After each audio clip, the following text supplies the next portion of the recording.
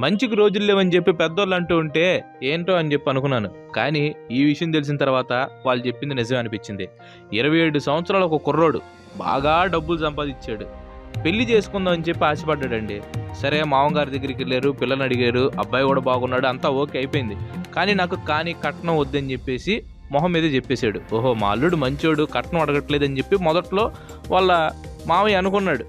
సరే పెళ్ళికి అంతా సెట్ అయిపోయిన తర్వాత, అల్లుడు నువ్వు మంచోడు కాబట్టి నీకోసం రేంజ్ రోవరు అలాగే మంచి డూప్లెక్స్ ఫ్లాట్ ఒకటి ఇస్తానని చెప్పి అన్నాడు. మానోడు అరేరే భలే వాళ్ళు, నేను సంపాదించానండి, నాకేం అవసరం లేదు అక్కర్లేదని చెప్పి అన్నాడు. పడకైన నాలుగు ఈ పెద్ద మనిషి ఎనలా, అరే అల్లుడేంటి నేను ఎంత ఆస్తి ఇస్తానన్నా కానీ వద్దని చెప్పి అంటున్నాడు, బహుశా మనోడికి ఏమైనా లోపం ఉందని చెప్పేసి పెళ్లి క్యాన్సిల్ చేశాడు. నేను ఇలా బుక్ అయిపోతాను కల్లో కూడా అనుకోలేదు. ఊరుకోవాలడు. చూసారా ఈ మంచి మనసుతో ముందుకు వస్తే చూసారా ఎట్లా ఉన్నారు అంటే కట్నం తీసుకోపోయినా కానీ తప్పైపోయింది ఈ రోజుల్లో.